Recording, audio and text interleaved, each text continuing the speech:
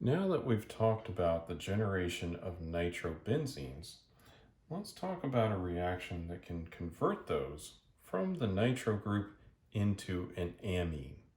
So we're talking about the reduction of nitrobenzenes into an aromatic amine. And there are a couple of different ways of doing this. And we've already explored some of these reactions before. So as a review, we can nitrate an aromatic ring using concentrated nitric acid.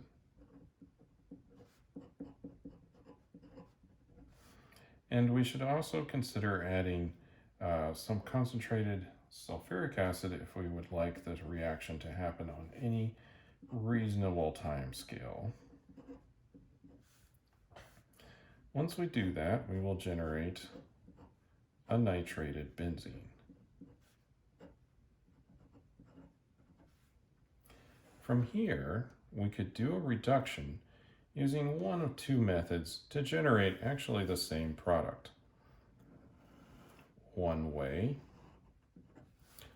is to use a catalytic hydrogenation using hydrogen and a palladium catalyst.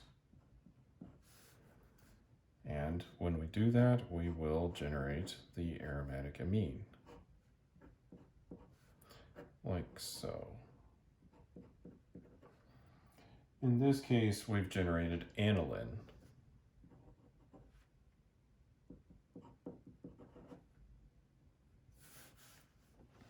Another way to generate aniline or an aromatic amine is to use a dissolving metal reduction, very similar to the Clemenson reduction that we've talked about.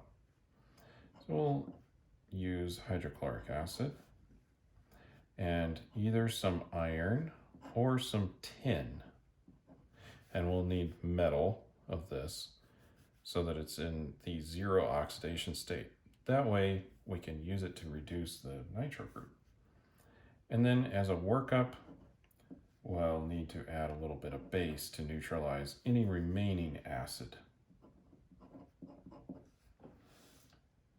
So either of these can be used to generate aromatic amines, catalytic hydrogenation, or a dissolving metal reduction, which is similar to the Clemenson reduction that we've already seen.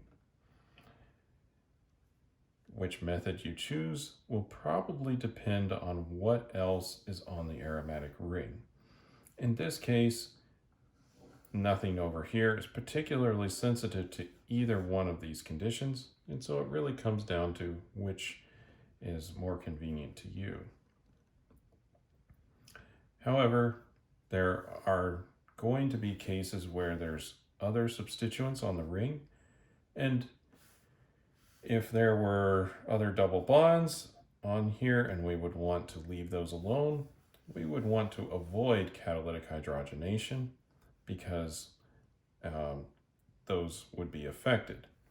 In this case, the aromatic ring is not affected because that would break the aromaticity, and these are resistant to hydrogenation.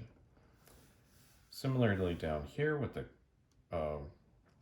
variation on a Clemenson reduction, that is using hydrochloric acid. And if we have any acid-sensitive groups on our ring, then we would want to avoid this process. And in our next video, we're going to talk about uses for the aromatic amines that this reaction can generate.